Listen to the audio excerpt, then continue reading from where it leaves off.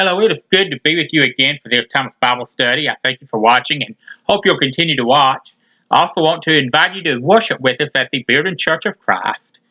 You'll receive a warm welcome if you do. In our Bible study, we've gotten into the 4th chapter of Genesis, and we'll go ahead and begin there today with verses 11 and 12.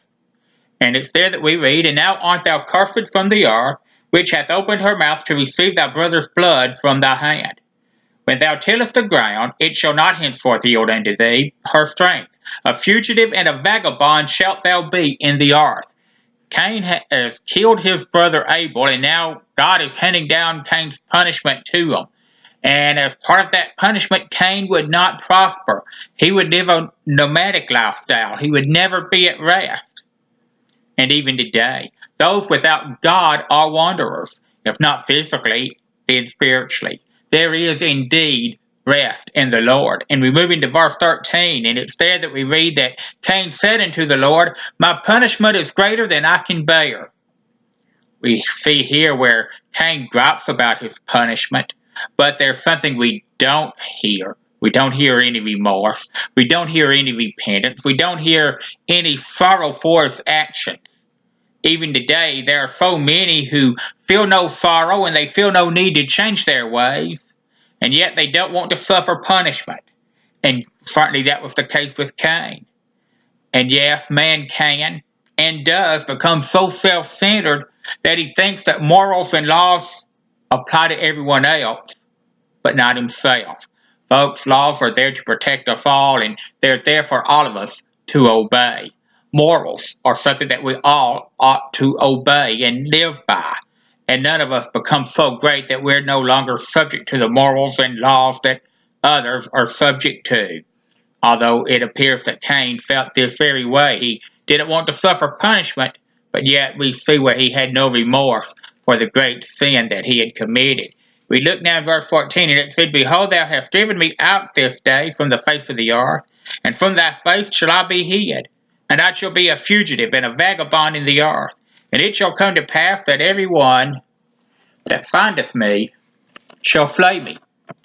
Skeptics of the Bible often attack this verse. They question who would kill Cain, since Adam and Eve and Cain himself are the only people left on the earth now. But they make a false assumption here. We're told of the birth of Cain and Abel, but that does not mean that they were the only or even the first children of Adam and Eve. So very likely there were other people on the earth besides those, and very likely Cain had a reason to be worried. We still see no remorse from Cain for his evil deed. He's worried about his punishment, but he's not worried about the crime that he'd committed. And it's clear that he knew what he did was wrong and that he was worthy of punishment by his peers. But like a criminal trying to avoid prosecution, he's worried about avoiding earthly punishment without a thought about trying to make things right with the Lord. So now we move into verse 15, and it says, "And the Lord said unto him, Therefore whosoever slayeth Cain, vengeance shall be taken on him sevenfold. And the Lord set a mark upon Cain, lest any finding him should kill him." God did not punish Cain with immediate death. He even spared Cain from being put to death by others. The Bible does not tell us about the mark that was placed upon Cain. Some say it was a form of a tattoo. There are some who say it was a dog that wandered the earth with him. The Bible does not tell us, and any ideals that people have are simply speculations, and we will not deal with that today. We know that the Lord marked him in the way that the Lord saw fit, and in a way that the rest of the earth knew what the mark was for. And that's all that we need to know. And so Cain has been marked and will not be put to death by others here on the earth. And we'll conclude there for today. And we'll pick up with verse 16 in our next study. I thank you for watching and hope you'll continue to watch. I've enjoyed this walk through the King James Version of the Bible, and I hope you have too. And I also hope that you'll join us for worship services at the Bearden Church of Christ. We meet at 745 Cedar Street. If you're coming from out of town, that's Arkansas Highway 203.